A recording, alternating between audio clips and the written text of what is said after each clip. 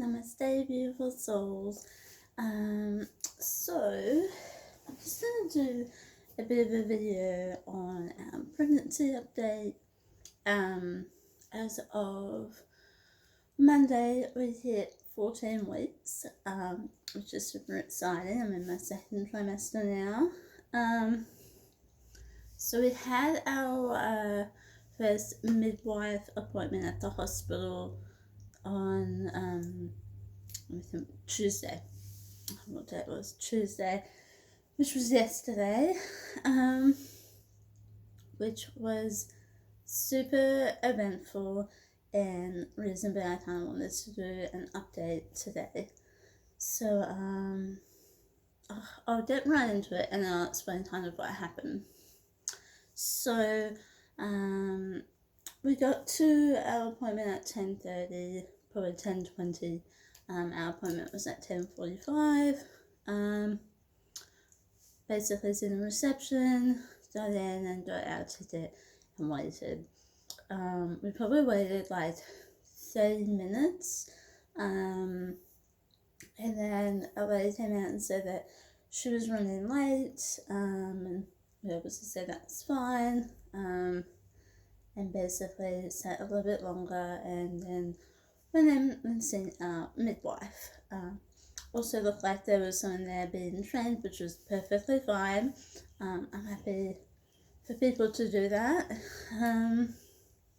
So we basically I'd gone through the whole list of things, and in the questionnaire stuff came up that I've had a thrombosis before. So a thrombosis is a blood clot in your head, which is concerning for pregnant people because you're at a high risk of clotting normally if you're pregnant because of everything that's going on. I had a blood clot when I was ill. I had an unknown illness from 13 and I had a blood clot between 2005, so 15 years ago. And I've had no other issues. I've never had another blood clot. I've actually had thin blood at one point. I had a blood test and they actually asked me if I was on blood thinners because my blood was so thin. So I've never really been concerned of a recurring blood clot. Like I said, an unknown illness. I'm pretty sure a lot of things were happening then, and I'm pretty sure the cause of probably being bedridden, not moving, there was probably a significant case of getting a blood clot with no movement. Anyway, I'm not a doctor. I don't know. So that was a slight concern to the midwives, which is perfectly fine. I'm happy to investigate these things. So they were trying to rush it. Not rush, but trying to get that done so we could see a specialised doctor in that field. So that was fine. We basically, the midwife was great, the other lady was great, we had everything done, and we had then been told to go into this other room to see this other doctor that specialises in that sort of stuff. So we went in there, I explained everything that had occurred when I was 13 and when I had the relapse at 16, and explained everything. So Bundaberg had kept the records of my health history, but Brisbane, they couldn't find any of the records, which is where I've actually had the diagnosed blood clot. I basically had a scan, they found the clot, they then gave me injection thinners that day. End of the afternoon, they said, everything's fine, you don't actually have to go home and have injections, everything's clear. She obviously couldn't find any of the information about it, so she strongly urged me to be on thinners in the injection. I said I felt uncomfortable with having blood thinners with no actual information that she's gotten from the actual occurring incident. 2, it being 15 years ago. 3, me not having any underlying issues. And 4,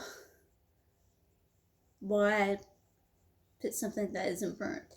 So I was really uncomfortable until she got some more information from my doctors and the incident that happened earlier. She goes, yep, I understand that. And then strongly urged me again that I guess it was kind of like a scare tactic about, you could die, you could get blood clot in your head or your lungs and die, which, I mean, is a case. You could get a blood clot and that could happen. I don't know the statistics of it because she actually didn't give us that information. She just told us that to occur. And then she then proceeded to write out a script for the meditation, and said that it's really important that I was doing the meditation. She was starting to get a little bit infuriated. I said, okay, yep, give me the script then. She then proceeded to bring in another person into the room, which I had to explain the whole case from 13 onwards again. She looked on the computer, did not find any records of the incident or reports or MRIs or CAT scans, so she then tried to strongly urge me that this is something that I needed to do. I explained to her that yes, I understand what they're saying, but I didn't feel comfortable taking something that, I didn't have more information about, and so on. While this is happening, Sean is in the room. He is on the other side of the room. I am not being able to talk to him. They have not acknowledged him at all. So that also made me really uncomfortable, that I couldn't even talk to my partner about it.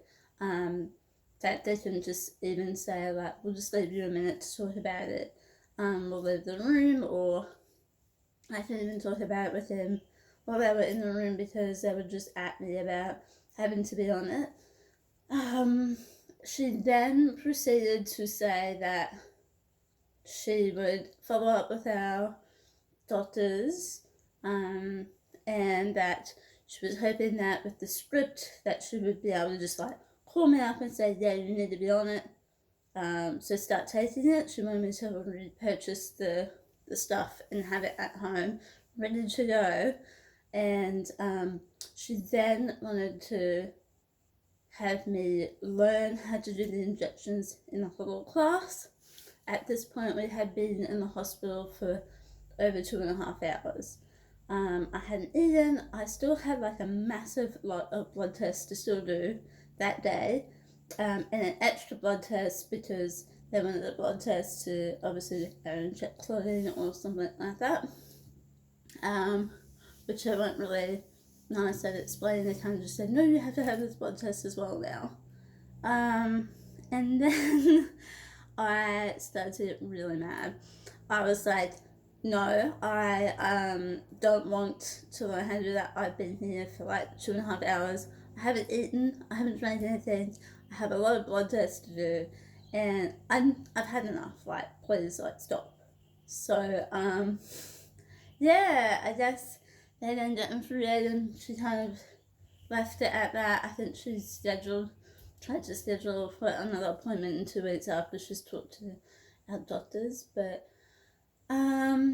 it was a terrible experience. I understand where they're coming from as doctors and their concern over blood clot, but prescribing people something without like testing them or checking my blood, like if I had thin blood at the moment and I straight away like head on to this medication, there's a potential, because I've had spotting, I could have a hemorrhage, I could have issues with that. So I have read information of people having missed hemorrhages,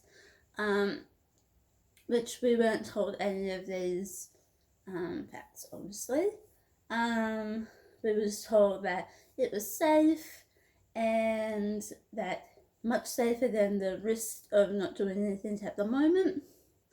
And we were not told about any natural medicine or natural things that we could do instead.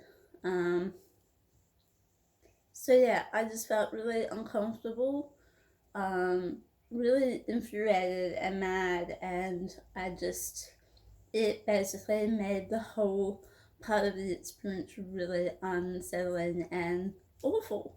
Because we were quite happy with the midwife and everything else in the hospital, but so that was our biggest issue. So obviously we don't know what's happening yet.